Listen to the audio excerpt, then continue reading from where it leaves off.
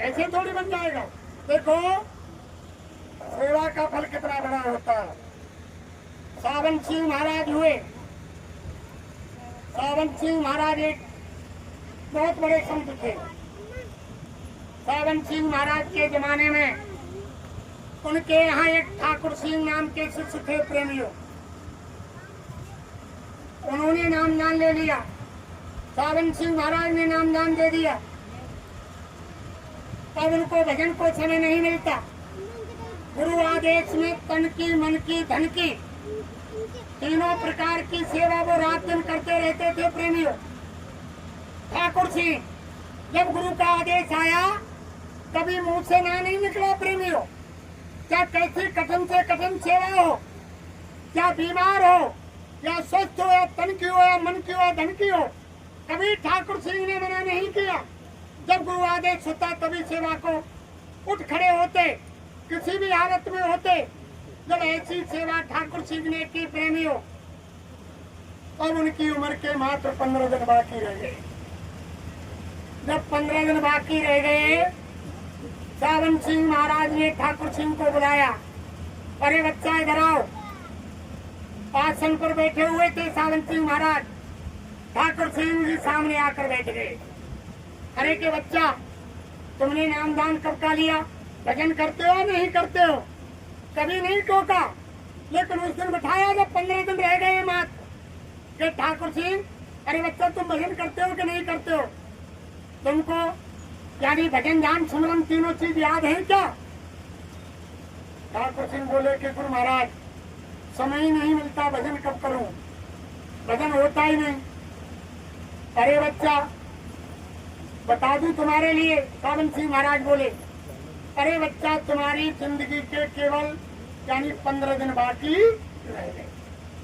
जैसे ही 15 दिन का नाम लिया प्रेमियों, ठाकुर सिंह के पैरों से जमीन खिसक गई, पैरों में गिर पड़े सावन सिंह महाराज के सामने और रोने लगे और हाथ जोड़कर विनती करने लगे, हे हजूर महाराज मुझ पर दया करो, मैं अभी नहीं जाना चाहता और तुम मेरे लिए उम्र बढ़ाओ।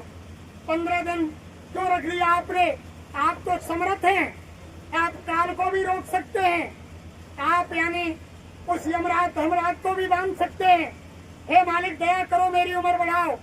तो सावन सिंह महाराज ने पैरों से उसको खड़ा किया, उठाया और कहा कि बच्चा ठाकुर सिंह, मैं जो काल भगवान का नियम है संसार का, उसकी कानून के विरुद्ध कोई काम नहीं करना चाहता। मेरा बेटा जवानी में दुनिया से चला गया। सावन सिंह महाराज कह रहे हैं, सावन सिंह महाराज गृहस्थी थे, उन्होंने कहा कि मेरा बच्चा जवानी में चला गया। मैंने मेरे गुरु महाराज से मेरे बच्चे की उम्र बढ़ाने के लिए मिन्नत नहीं मांगी, काल भगवान के नियम को नहीं तोड़ा। बच्चा ने काल भगवान के नियम को नहीं तोड़ा, मैंने बनाया है और मैं नियम तोड़ूंगा तो काल सामने आकर खड़ा हो जाएगा कि हजूर आपने सब कुछ कराया और आप ये क्या कर रहे हैं, इसलिए मैं नियम नहीं तोड़ सकता। अरे बच्चा ठाकुर सिंह, तुम्हें 15 दिन बाद इस दुनिया से जाना पड़ेगा। रोने लग गए। तब ठाकुर सिंह से सावन सिंह महाराज बोले, अरे बच्चा कभी ध्यान किया, कभी ध्यान किया कि गुरु महाराज नहीं किया? इधर आओ, नजदीक आओ। नजदीक बुला लिया। अरे बच्चा बाहर की आंख बंद करो। बाहर की आंख बंद करवाई, फिर यहाँ अंगूठा लगाया और यहाँ अंगूठा लगा करके सावन सिंह महाराज ने कहा, अरे बच्चा देखो दोनों आंखों के मध्य में यहाँ मेरा अंगूठा लगा हुआ है, यहाँ जीवात्मा बैठी हुई है। जीवात्मा की अंदर की आंख से सामने देखो, सामने देखो बच्चा। जब सामने देखा तो अंदर की तीसरी आंख, जब तीसरी आंख खुल गई प्रेमियों, ऊपर का नजारा देखा। 5 मिनट ऊपर के मंडलों की सैर की। सैर करने के बाद सावन सिंह महाराज ने कहा कि बच्चा नीचे आ जाओ। जब नीचे आए तब सावन सिंह महाराज से और ठाकुर सिंह कहने लगे, हजूर महाराज ऐसा करो, अब मैं 15 दिन भी इस दुनिया में रहना नहीं चाहता। तब सावन सिंह महाराज ने कहा, अरे बच्चा अब क्या होगा? अभी अभी तो तुम कह रहे थे कि मैं 15 दिन में नहीं जाऊंगा और मेरी उम्र बढ़ा दो। अरे बच्चा अब क्या हो गया कि गुरु महाराज अब मैं 15 दिन नहीं जीना चाहता, जो जलसा तुमने दिखलाया है वही मुझे पुनः दिखला दो, उसी जगह पर पहुंचा दो। मुझे 15 दिन और 15 साल की बराबर लग रहे हैं। दया करो गुरु महाराज, दया करो। अरे प्रेमियों, तब सावन सिंह ने कहा कि बच्चा अब 15 दिन तो तुमको यहाँ रहना पड़ेगा, लेकिन तुम्हारा काम हो गया और तुम्हारी आंख खुल गई, कान खुल गया और तुम्हारा बच्चा काम हो गया। तो ऐसे होते हैं महात्मा प्रेमी। अगर सेवा भी आपने कर ली सच्चे मन से गुरु को अर्पण करके, तब भी तुम्हारा काम बना देता। मन से गुरु महाराज बोले थे ना, आप हमारे सामने बोले थे, अरे बच्चा मेरा साकार का प्रचार कर दो। अगर तुम साकार के प्रचार के लिए हर 8वें दिन रविवार को यानी दुनिया में संसार में चले गए, 6 घंटा 8 घंटा तुमने साकार का प्रचार किया, मेरे आदेश से तुम 8 घंटा 6 घंटा भजन नहीं कर सकते। अरे बच्चा, वो साकार के प्रचार का समय तुम्हारे भजन में जोड़ दिया जाएगा, वो भजन में ही कन्वर्ट कर दिया जाएगा। अरे कोई तरीके से तुम इनके आदेश का पालन तो करो, लेकिन हम तो मान सम्मान में और उसमें फंस गए। आज देखो, धर्म पैसों से बिक रहा है, यानी कर्म पैसों से बिक रहा है, यानी रामायण गीता भागवत का पाठ ज्ञान वो भी पैसे से बिक रहा है। सारी चीज पैसे से बिक रही है। समय ऐसा आ गया प्रेमियों, कोई चीज नहीं रह रही है। आज यानी जगह जगह सत्संग बहुत जगह हो रहे हैं, तो बहुत से प्रेमी तो सत्संग के पैसे लेते हैं, सत्संग भी उससे बोल रहा है। और यानी लोग बात जाते भी अपने मान सम्मान की वजह से कि वहाँ चलना है, वहाँ जाना है, वहाँ नहीं जाना है, यानी सब यार दोस्ती और उनके ठिकाने से जाते हैं। लेकिन देखो, एक घर में माता बहन देवियाँ गाय के लिए रोटी निकालती है ना, तो जिस घर में रोजाना गाय को रोटी सुबह शाम मिलती है, तो वो गाय जान जाती है कि उस घर में रोजाना रोटी मिलती है, तो वो गाय रोजाना उसी दरवाजे पर नहीं पहुंच जाती है। जहाँ रोटी मिलती है गाय के लिए, तो वो सुबह शाम उसी दरवाजे पर पहुंच जाएगी बिना बुलाए, उसी दरवाजे जाएगी। वो जानती है कि मुझको रोटी देने वाला मालिक इस घर में है। और हमारे लिए गुरु महाराज ने सारी सुख संपदा, धन दौलत, मकान जायदाद, संतान, सारा वैभव संसार का गुरु महाराज ने दिया, और फिर भी हम सत्संग में नहीं जाते हैं, फिर भी सत्संग में नहीं पहुंच पाते हैं। गाते हैं ना, सतगुरु तुमसे मिलने का सत्संग ही बहाना है, वो सतगुरु तुमसे मिलने का सत्संग ही बहाना है। वो दुनिया वाले क्या जाने तेरा मेरा रिश्ता पुराना है, वो दुनिया वाले क्या जाने तेरा मेरा रिश्ता पुराना है, ओ गुरु जी तुमसे मिलने का सत्संग ही बहाना है। तो एक बहाना है, ये एक ऐसा जल है सत्संग। सत्संग जल जो कोई पावे मैलाई सब कटकट रात दिन हम संसार की व्याधाओं में फंस जाएंगे। जब हमें सत्संग मिलेगा तो संसार से मुख मुड़ेगा, ताजगी आएगी और मन उधर से मुड़ करके जो गुरु महाराज ने ध्यान भजन सुमरन बताया है उसमें लगेगा। जब मन उसमें लगेगा तो ऊपर से शब्द की चोट जीवात्मा के ऊपर पड़ेगी। जब जीवात्मा इस मनुष्य मंदिर में बेहोश पड़ी हुई है, उसको मालूम नहीं, इस मनुष्य मंदिर में महात्मा कहते हैं कि जीवात्मा बेहोश पड़ी हुई है, सारी शक्ति को मन निगल गया, मन जीवात्मा के ऊपर राज कर रहा है, कोई जीवात्मा की नहीं मान रहा है। सब लोग कहते हैं कि सुनो सबकी और करो सब मन की कर रहे हैं, सब मन की कर रहे हैं। मन जड़ है और जीवात्मा चेतन है, सारी शक्ति आत्मा की मन ने खींच रखी है। मन इस मनुष्य मंदिर में बेहोश पड़ी हुई है, उसे मालूम नहीं है कि मुझे कहाँ जाना है और किस लिए मैं आई हूँ और मुझे क्या करना है और मैं क्या कर रही हूँ, उसे मालूम ही नहीं है। लेकिन जब महात्मा मिल जाते हैं, जब उनके वचन मिलते हैं, उनका सत्संग मिलता है, तब जीवात्मा के ऊपर उनके शब्द की चोट पड़ती है, तब आत्मा को होश आता है, तब वो अंदर से जगती है। नहीं, मन ने तो ऐसे राज आत्मा के ऊपर कर लिया प्रेमियों, जैसे कोई पेड़ होता है ना, अमरवेल को तो सब जानते हैं ना, अमरवेल जिस पेड़ के ऊपर छा जाती है उसमें कोई जड़ नहीं होती अमरवेल के अंदर, कोई जमीन में कोई जड़ नहीं होती अमरवेल में, वो पेड़ की शक्ति को खींचती है। स्वयं जड़ है, उसमें कोई ताकत अपनी नहीं, पेड़ की शक्ति को खींचती है, पेड़ को सुखा देती है और स्वयं हरी भरी।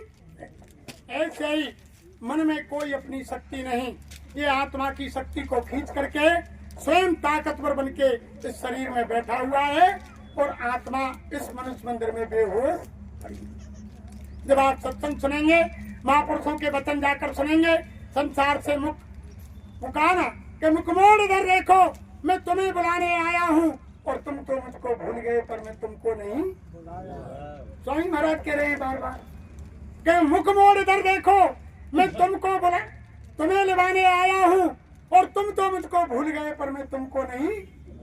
हम आप उनको भूल गए कि उन्होंने क्या कहा था जिस समय सत्यलोक से जीवात्माओं का भंडार नीचे दिया, तब उन्होंने कहा था कि मेरी प्यारी प्यारी आत्माओं, और राम नाम को जपते हुए मेरे धाम को चले आना और समय समय पर मैं तुम्हें वहाँ जमीन पर मनुष्य रूप में चेताने के लिए आऊंगा और मेरी बात को मान लेना और मैं तुमको रास्ता बताऊंगा और मेरे साथ चले आना। मैं काल के बंधन में बंधा हुआ हूँ। वहाँ देखो, जब जीवात्माएं आती गई तो काल पुरुष ने, जिसने संसार की रचना की है, यानी इनको बंधन में बांध लिया कि जब जब मालिक तुम धरती पर जीवात्माओं को लेने आओगे तो कोई चमत्कार नहीं दिखलाओगे। काल भगवान ने मांगा कि कोई चमत्कार नहीं दिखलाओगे। इन्होंने कहा कि ये मस्तु नहीं दिखलाऊंगा। और फिर कहा कि मालिक जब जब तुम धरती पर आओगे कोई, यानी कोई भी जबरदस्ती जीव से नहीं करोगे कि ये मस्तु में कोई जबरदस्ती नहीं करूंगा। तो जबरन भी नहीं कर सकते गुरु महाराज। पावर तो इनमें ऐसा है, 1 मिनट में, 1 सेकंड में आंख का पलक घूमते ही सारे जीवों का कर्म बंधन छुड़ा करके और सबको इस भवसागर से पार करने की ताकत गुरु महाराज। छोटी मोटी ताकत नहीं। तभी तो उन्होंने कहा, अरे बच्चा, मैंने जय गुरुदेव नाम की इतनी बड़ी जहाज लगाई है कि सारे संसार की आत्माएं बैठ जाएंगी, फिर भी सीट खाली। छोटा मोटा जहाज नहीं लगाया, फिर भी आप हम पीछे पड़े। फिर तीसरे उसमें मांगा प्रेमियों कि जो मैंने कर्म का कर्जा जीव को दिया है, काल भगवान ने कहा जो मैंने संसार में जीव को कर्म का कर्जा दिया है, मेरे कर्म का कर्जा पाई पाई में ब्याज के जब तक चुक नहीं जाए तब तक आप जीव को या संसार से नहीं लेगा।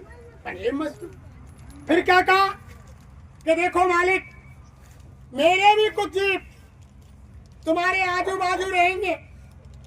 देखो ये कितना बड़ा बंधन डाला कि मेरे भी जीव, काल भगवान ने कहा कि मेरे भी जीव तुम्हारे आजू बाजू रहेंगे, लेकिन उन पर आप दया करना, उनको आप अपने पास से निकालना नहीं, उनको भगाना नहीं। तो साईं महाराज तभी तो कहते थे कि संगत में काल भी प्रवेश कर गए हैं, उन्होंने टाट भी पहना है, उन्होंने नामदान भी लिया है और वो काम काज भी दौड़ दौड़ के करेंगे और लोगों को यानी सत्संग सुनाएंगे, सेवा भी करेंगे, लेकिन अंत में जब उनका असली रूप सामने आएगा तो वो काम काल का करेंगे। आपने देख लिया, साईं महाराज ने मना किया, कितनी दुकानें लगी, कितने काम हुए, उनका जो काल का काम था वही किया। साईं महाराज ने मन से कहा, अरे बच्चा, भविष्य में यानी केवल दाढ़ी तो एक ही रहेगी। जो लोग दाढ़ी रखा रहे हैं, महात्मा बन रहे हैं, गुरु महाराज ने मन से कहा और हमने सुना, अरे बच्चा कोई दाढ़ी मत रखाना, भविष्य में दाढ़ी तो केवल एक रहेगी। लेकिन आज लोग तमाम सारी चीज गुरु महाराज ने कह करके बताई, कोई चीज ऐसी नहीं छोड़ी। इनके वचनों पर विश्वास करो प्रेमियों। ये यानी धरती पर आप हमको ऐसा महापुरुष यानी भविष्य में कोई आए नहीं आए, ये आप कभी मत सोचना। अब की बार स्वामी महाराज ने खुद मन से कहा, अरे बच्चा, मैंने इतने संत महात्माओं को धरती पर भेजा, मनुष्य रूप में आए, यानी भीखा साहब आए, करनदास आए, दरिया साहब आए, गुरु नानक आए, कबीर साहब आए, गोसाई महाराज आए, राधा स्वामी आए, और यानी न जाने कितने महात्माओं को गुरु महाराज ने धरती पर भेजा। और फिर साईं महाराज बोले, अरे बच्चा, तुमने उनकी बात नहीं मानी, इसलिए अब की बार में स्वयं चल करके तुमको लेने के लिए धरती पर आया हूँ। स्वयं नामी धाम से चल करके ये शक्ति आई हुई है, खजाना फुल है प्रेमियों, तभी तो नाम की दौलत यानी मन से लुटा रहे हैं। ऐसा कोई किसी संत के पास पावर नहीं जो हमारे गुरु महाराज के पास पावर है। पहले महात्माओं ने उनका इतिहास उठाकर देखो, सत्संग के बाद नामदान बाड़े के अंदर किया, ऐसे खुले नामदान नहीं किया। खुले नामदान बैठ जा। हमारे जेब में रुपया है 100, बताओ किस किसको बांटेंगे? जो खजाना भरपूर भरा हुआ है तो दोनों हाथों से फेंकेंगे, ले जाओ, कैसा भी चीज ले जाओ। गुरु महाराज ने मन से लाखों करोड़ों की भीड़ में नामदान मन से खुले दिया। किसने शराब पिया क्यों ना हो, मांस क्यों नहीं खाया हो, व्यवसाय क्यों नहीं किया हो, चोरी डकैती क्यों नहीं की हो, रिश्वत क्यों ना ली हो, झूठ क्यों नहीं बोला हो, कैसा भी कुकर्म किया और गुरु के दरबार में नामदान चल रहा पहुंच गया, सारे कुकर्म माफ किए और नाम की दौलत बख्शीश कर दी। इतना बड़ा पावर लेकर के आए। अगर इतना बड़ा पावर लेकर नहीं आते तो आज हम आप गुरु की शरण में नहीं होते। हमारे पास तो जन्म जन्मांतरों का अच्छे बुरे कर्म का यानी पार का पार लगा हुआ है प्रेमियों। गुरु महाराज बोले सन 2012 में, अरे बच्चों तुम सारे के सारे कपूत हैं, एक भी सपूत नहीं है, तुम सबके सब नालायक हैं, एक भी लायक नहीं है। जय गुरुदेव, जय गुरुदेव, जोर से बोलो। अरे प्रेमी, हम उनके आदेश का पालन नहीं कर रहे। गुरु महाराज यानी हम आप सबको बताना चाहते हैं, उन्हें दिखाई दे रहा है कि धरती पर भारी विनाश होगा, तभी तो गुरु महाराज ने कह दिया। बाबा जी के 40 करोड़ और यानी 43 करोड़ लोग बताते हैं कि बाबा जी के शिष्य सुने हिंदुस्तान और प्रदेश में कुल मिला करके 40-45 करोड़ हैं। फिर बाबा जी ने क्यों घोषणा की कि कलयुग जाएगा और कलयुग में यानी कुछ हजार वर्षों के लिए सत्युग आएगा और यानी सत्युग आगमन का चौथा महायज्ञ मैं जब करूंगा तो 10 महीने पूर्व उसकी घोषणा करूंगा और 10 करोड़ नर नारी उस यज्ञ के अंदर होंगे। फिर बाबा जी ने ये क्यों नहीं कहा कि 40 करोड़ और 45 करोड़ होंगे? 10 करोड़ क्यों बताया? बाकी ये 35 करोड़ कहाँ जाएंगे? छठनी होगी, पहले छठनी होगी और फिर छठनी होगी। कहीं से गुरुदेव पुकार जमाना बदलेगा, प्रजा बहुत मरेगी जग में, लाशें पड़ी सड़ेंगी घर घर में, उठाने वाले मिलेंगे ना यार, जमाना और वो परिवर्तन ऐसा होगा। अभी तो हमारे यानी प्रेमी भाई बहन हैं जिन्होंने नाम मान ले लिया, बहुत लोगों को भी विश्वास नहीं है कि परिवर्तन होगा, अभी सोच नहीं रहे हैं। लेकिन साईं महाराज ने मन से बताया, अरे बच्चा ऐसा परिवर्तन होगा जो लोगों के दिल दिमाग में खोपड़ी में नहीं है, ऐसा परिवर्तन होगा। आज दिनांक 10 जुलाई 2025 दिन गुरुवार, गुरु पूर्णिमा का अवसर और गुरु महाराज का ये छोटा सा आश्रम श्री गुरुदेव संगत द्वारा स्थान ये बनाया गया, बिल्कुल हाईवे NH-21 से बिल्कुल नजदीक।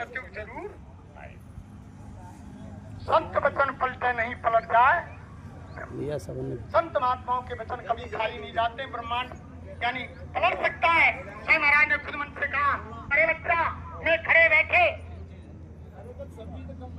जमीन पर, कुर्सी पर, मंच पर जो जबान से निकाल दूंगा वो एक भी बात इधर उधर होने वाला। गुरु महाराज ने कहा ये तो हो सकता है कि सूरज पूरब में ना दो होकर पश्चिम में हो सकता है, आसमान जमीन पर आ सकता है, जमीन रसातल को जा सकती है, ये उल्टा कार्य तो हो सकता है, लेकिन जो मैं जबान से निकाल दूंगा वो एक भी शब्द इधर से उधर, एक भी शब्द बाबा जी का खाली होने वाला नहीं। लेकिन विश्वास करो, उस समय कोई ढाल तलवार, रुपया, पैसा, सोना चांदी, मकान, बीवी, बच्चे, पति पत्नी, अड़ोसी पड़ोसी, नाते रिश्तेदार, तुम्हारा बैंकों का धन, कोई भी ऐसे खराब समय में तुम्हारी मदद नहीं करेगा प्रेमियों। केवल उस समय मदद होगी तो भगवान के भजन, गुरु महाराज का बताया हुआ नाम, वही जय गुरुदेव नाम से रक्षा होगी, वही ढाल तलवार का भगवान का भजन आपका सहायता करेगा। दूसरी चीज कोई काम नहीं आएगी। भजन अगर आपने किया है तो वो ढाल तलवार की तरह आपकी रक्षा करेगा। अगर तुम्हारी पड़ोस में आग लगेगी तो झड़प जरूर आएगी, लेकिन साइड से होकर के निकल जाए। और तुम सत्संग में पड़े रहेंगे प्रेमियों तो काम बन जाएगा। अरे भाई देखो, एक पत्थर होता है जो चौरे में पड़ा रहता है, अगर उसको तुम्हें पानी में डाल दिया जाए तो पानी में पत्थर गलता तो नहीं है, गलेगा तो नहीं। अगर पानी में पड़ा रहेगा तो वो ठंडा तो रहेगा ना, ठंडा तो रहेगा, वो गलेगा तो नहीं, ठंडा रहेगा। और धूप में पड़ा रहेगा तो वो गर्मी सहन करता रहेगा। अगर तुम सत्संग में आते जाते रहेंगे, गुरु महाराज ने कहा कि अगर तुम मालिक के वचनों को सुनते रहोगे और ये प्रचार कर दोगे कि बाबा जी का कहना है और शाकाहारी हो जाओगे तो बीमारी से बच जाओगे। बाबा जी तो बचा रहे हैं और शाकाहारी, अगर ऐसा आपने कर लिया तो स्वामी महाराज मन से बोले कि आप शाकाहारी हो गए, मांस मछली अंडे शराब का खाना पीना छोड़ दिया, तो आने वाले खराब समय में आपकी भी रक्षा हो जाएगी, आपकी भी रक्षा हो जाएगी। और आपने अपना स्वभाव नहीं बदला तो गुरु महाराज बोले कि तुम जाने और तुम्हारा काम। तो महाराज ने कहा, अरे घर का, गृहस्थ का, संसार का सारा काम तुम मुझ पर छोड़ दो, मेरी जिम्मेदारी है। तुम तो मेरे कहने से भजन कर लो, साकार का प्रचार कर दो और जिम्मेदारी मेरे ऊपर छोड़ दो। जो तुम्हारे प्रारब्ध में लिखा है वो तुमको मिलेगा, प्रारब्ध से अधिक नहीं मिलेगा। और तुम यानी बेईमानी से कमा के भी लाओगे। गुरु महाराज बोले कि तुम्हारे घर में 50,000 बीसों नौन की कमाई ईमानदारी की रखी है और 10,000 बेईमानी का ले आए, उनमें तुमने रख दिए, तो वो बेईमानी का पैसा ईमानदारी की कमाई को भी ले जाएगा। कोई मौत, मुकदमा, चोरी, हारी बीमारी ऐसी लग जाएगी कि सारा धन तुम्हारा खर्च। ये बरकत तो ये देते हैं ना भाई। इन्होंने, तुमने अभी इनका इतिहास नहीं सुना, इन्होंने बहुत से प्रेमी घरों के ताले लगाकर नहीं गए। एक इधर राजस्थान के प्रेमी थे, सत्संग हो रहा था, जल्दी तैयारी में गाड़ी तैयारी करके और घर का ताला लगाना भूल गए।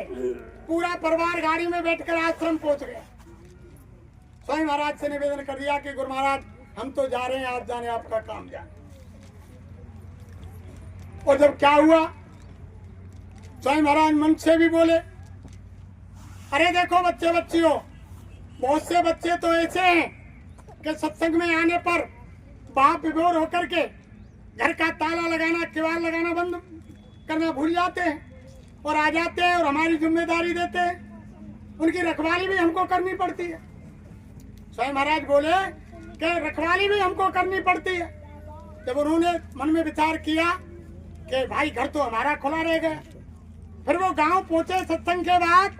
जब क्या करिश्मा देखा प्रेमियों, 4-5 दिन रहे वो, 4-5 दिन रोजाना चोर चोरी करने आए घर में। और जब जब चोरी करने घुसे तो कभी गुरु महाराज बुढ़िया बन करके चरखा काट रहे हैं, जब जब चोरी करने आए। कभी खाट पे लठ लेकर के खाट पर लेट रहे हैं। जैसे ही चोर घुसे खांच गए, वापिस चले गए। मैंने देखा कि यहाँ तो कोई बुढ़िया बैठी है, चरखा काट रही है। देखा कि कोई बुढ़ा खाट में सो रहा है। जब चोर ही खुद उनके पास आए कि भैया तेरे बाबा जी में भारी शक्ति है। अरे क्या हुआ कि तुम तो सत्संग में चले गए और हमने कही कहला आज घर में चोरी कर ले। तो भैया जब जब हम आए चोरी करवे, 2 दिन आए, 2 दिन पहले के दिन तो एक बुढ़िया चरखा काट रही बा। हमने कही कि तो कोई रखवारी पे बुढ़िया करेगा और ये रात में जग रही है। हम उल्टे लौट गए। फिर दूसरे दिन आए कि वो तो बुढ़िया नहीं आई हुई आज शायद। दूसरे दिन गए तो खाट में लठ लेके बुड्ढो सो रहा वहाँ। जैसे हम घुसे तो वो खाट में ठहरे बन के, या तो कोई बुढ़े रखवारी को कर गया। तो छोटी मोटी ताकत नहीं। बहुत से प्रेमियों की गुरु महाराज ने जज सरीके गुरु महाराज के सत्संग में चले गए और जिनको फैसला करना था प्रेमियों, वो सत्संग में चले गए और गुरु महाराज ने जाकर के जज के फैसले मुकदमों के वहां जाकर कोर्ट में किए। और जब वापस लौट कर आए तब उनसे कहा जो पेशकार होते हैं कि जल्दी वो रजिस्टर लाओ, फाइल लाओ। हमें एक दिन के लिए गया था, वो कल फैसले देने थे और यानी हम वो फैसले नहीं कर पाए। तो पेशकार के आप क्या कह रहे हैं मालिक, आप तो कल यहाँ मौजूद थे, आप बैठे थे, आपने फैसले किए, सब आपके साइन हो रहे हैं, ये देखो रजिस्टर। जब रजिस्टर खोल के देखा तो बाकायदा फैसले हुए और उसमें साइन हो रहे हैं। जब उन्होंने कहा कि वाह गुरु महाराज, तुम यहाँ भी संभाल करते हो, हर जगह संभाल करते हो, लेकिन होगा कब, जब पूरा विश्वास होगा तब। हम करते वही है जो हम चाहते हैं, लेकिन होता वही है जो स्वामी जी महाराज चाहते हैं। लेकिन फिर उन्होंने क्या कहा, अरे बच्चा तू कर वही जो मैं चाहता हूँ और फिर होगा वही जो तू चाहता है। पहले इनकी बात को मानो, फिर इनसे जो तुम कहेंगे वो ये काम करेंगे, लेकिन पहले इनकी बात को मानो। तो छोटी मोटी ताकत नहीं, सारा हो गया। आप किसी भ्रम में उसमें ना पड़े। ये शहंशाहों के शहंशाह, भगवानों के भगवान, गुरुओं के गुरु, मनुष्य रूप में तो भगवान राम आए, कृष्ण आए। उस समय लोगों ने उनको भी नकार दिया, नहीं पहचाना कि ये कोई भगवान नहीं है। 14 वर्ष का वनवास दे दिया। भगवान कृष्ण को ग्वालिया गमारिया गुंडा का, माखन चोर का, लेकिन जो धरती से अपना काम करके चले गए, आज ढोलक मंजिला पीटते पीटते लोग मर रहे हैं कि हरे रामा हरे कृष्णा हरे रामा। जब धरती पर आए तब उनको नहीं माना, जब काम करके चले गए तब आप पूछते हैं कि घर बैठे नायना पूजिए और बमई पूजन किया। उस समय आए लोगों ने नहीं माना। वही हालत आगे भविष्य में होगी। तब इस समय तो लोग नहीं मान रहे हैं, लेकिन उस समय लोग मक्का फोड़ फोड़ के जमीन पर रोएंगे कि बाबा जय गुरुदेव के सामने अगर हम होते तो बड़े आनंद लेते, काफले में घूमते, सत्संग सुनते। जैसे आज रोते हैं कि कृष्ण ने लीला की, राम ने लीला की, कि हम होते तो बड़े आनंद लेते। वो ही समय है प्रेमियों, लेकिन हम आप जान नहीं पाए।